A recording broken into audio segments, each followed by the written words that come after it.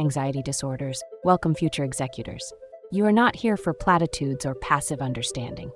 You are here because you recognize that true mastery in business, in life, and especially within your own mind comes from building robust systems. Mental health challenges are not moral failings. They are glitches, misconfigurations, or overloads within your most critical operating system, your brain.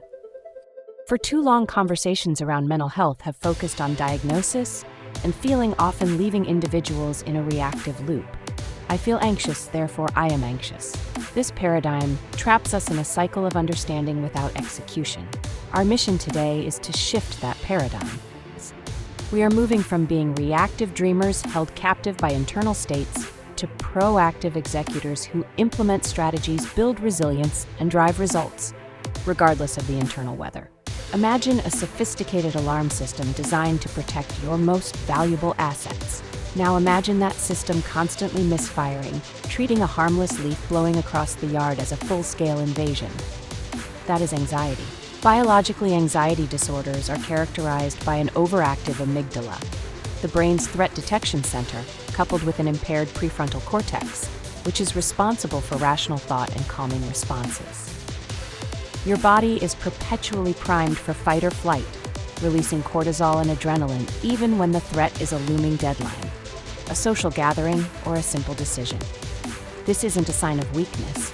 It is a biological glitch where your ancient survival instincts are out of sync with modern challenges. For an executor, anxiety is a productivity killer. It manifests as decision paralysis, overanalysis, and fear of making the wrong choice, leading to stagnation.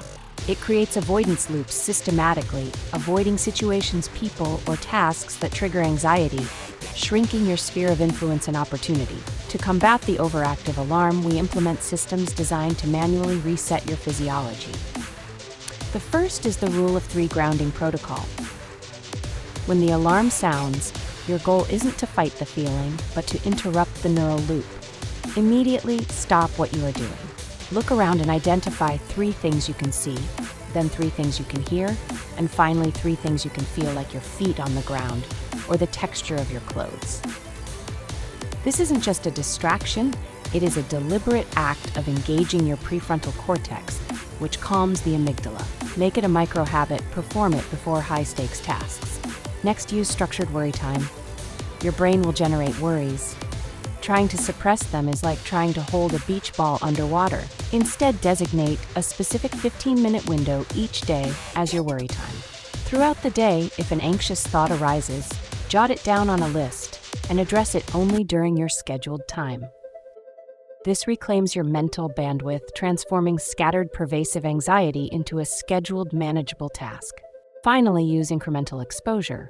To dismantle avoidance, you must expose yourself to the trigger in controlled, escalating steps.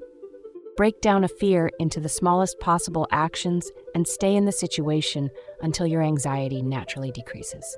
View anxiety as a security system that needs recalibration. Your goal isn't to dismantle it, but to reprogram its sensitivity settings and ensure it only fires when there is a genuine threat. Description. In today's deep dive, we expose why relying on motivation is the primary reason people fail to reach their goals. We break down the biological unreliability of feeling like doing the work and provide the blueprint for building systems of discipline that function regardless of your mood. Learn how to transform from a reactive dreamer into a proactive executor by mastering the art of the machine-like grind.